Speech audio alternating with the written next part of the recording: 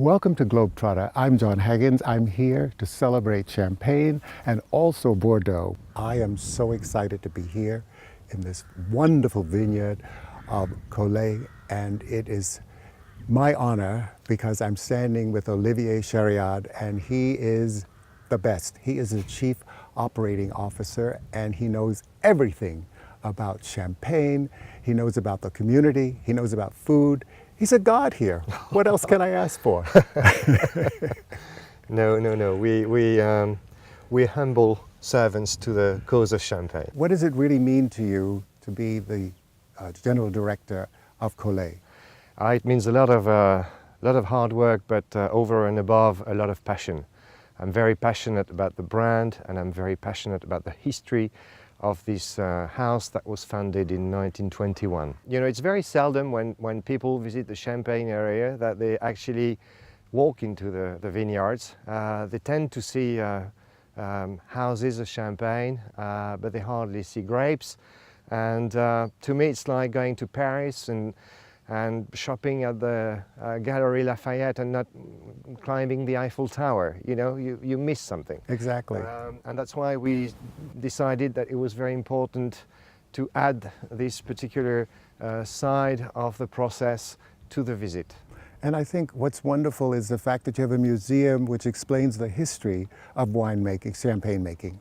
Yes, we actually have three entities within the Cité du Champagne.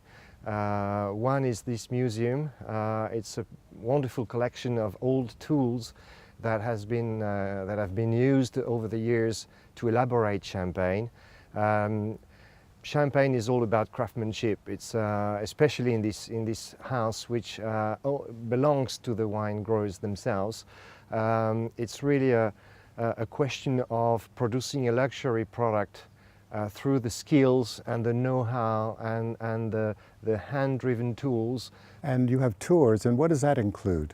The tour includes the visit of the cellars, of course, of the vineyard, but of course this museum, which tends to explain what makes Champagne a special wine. We also have another building dedicated to the history of the company. This is a cooperative that was created in 1921 after riots that took place in this very place in 1911. Hello, my name is Louis de Sabran-Ponteves. I am the owner of this castle. Now we are at the Cazeneuve Castle. The castle belonged to my family since the 11th century. The castle is Cazeneuve Castle. It was from 11th century, and this part of the castle is 17th century. It's important because never sell from the 11th century.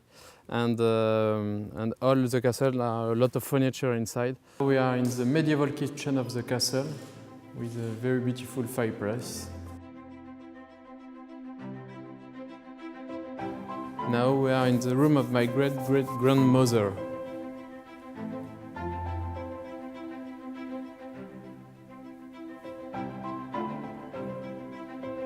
And all the furniture are 20th century furniture.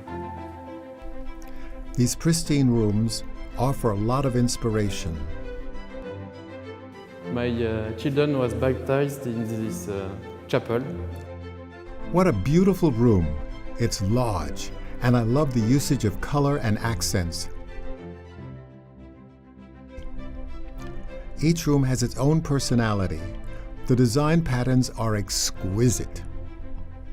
Now we are in the drawing room of the Queen Margot. Like you can see, all the furniture is Louis XV furniture. This is an inspiration for a lot of decorators.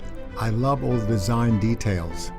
The grandfather of Louis XIV is the King of France, Henri IV.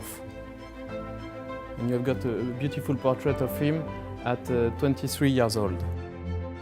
Visitors are invited to tour the castle for a small fee of 15 euros. Okay, just in front of you, you have got a beautiful tapestry. The flanc tapestry will be produced in the north of France, and you have got the Queen Margot on this tapestry. This is the 16th century.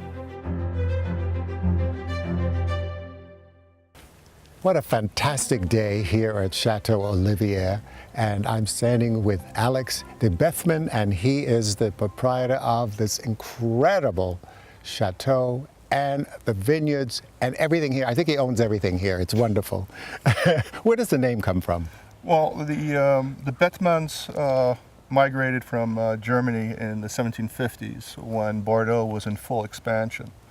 At that point, Bordeaux was the second largest port of Europe, and they became wine merchants. But the Bethman that was the most well known was Alexandre de Bethman, that was mayor of Bordeaux in 1876. So where does the Lord come from? There is no lord. But there was a lord who originally had Yes, the there house. was a lord. The lord he purchased he was the owner of the estate, Seigneur Artus of Olivet, in the 1510s. Talk about the history of the chateau. Well, the history of the chateau, the first stones date back to the 12th, 13th century, where the chateau was more of a hunting lodge. And at that time, the region of Bordeaux, Aquitaine, belonged to the British, and it has a lot of history. So the son of Henry II, the Black Prince, used to come on the estate and hunt. Even today, we organize hunts for deers and wild boar that seem to appreciate our grapes at the wrong time of the year. And then another period that was really important was in the 15th century. In 1510, the original owner, the Seigneur Artus of Olivet, decided to fortify the castle because he was concerned that the British would come back to Bordeaux. So there are 3 round towers and 1 square, and today what is remaining is 1 round, 1 square. Right. And it's also at that time that he put in place the moat. Another big period was the 18th century, the century of Enlightenment, where basically the decision was made to make the castle the centerpiece of the estate. So you had 8 alleys going in all directions, and it's at that time that they built these buildings on the side that create a larger court that enabled to accede to the royal court, and then people would go through the castle, go to the drawbridge, and then coming to the private gardens of the owner at that time. Well, basically everything at Chateau Olivier is hand-picked. Everything goes into baskets, then into crates, and our objective is to really preserve the berries in the best sanitary conditions as possible. Then it is brought to be destemmed, and there's a couple sortings that occur there. And that's the same for the red wines and white wines. Then for white wines, what happens is that the berries are put into a press.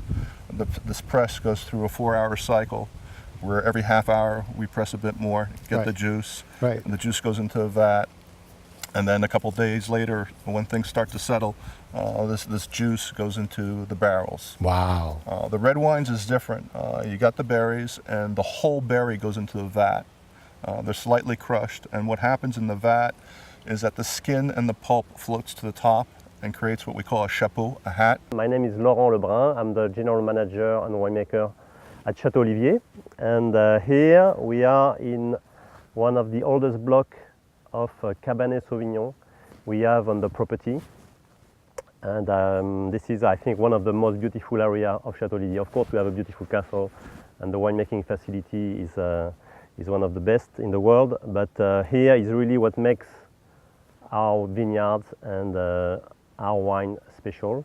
You can see the quality of the soil is quite unique. It's a mix of gravel and clay. Okay, so Chateau Olivier basically produces 2 labels, the Chateau Olivier, which is the main label, and then our second label is called Dauphin d'Olivier.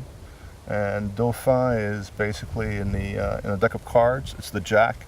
It's a son of the king. Now, what could be better than having lunch and conversation with new friends in the chateau?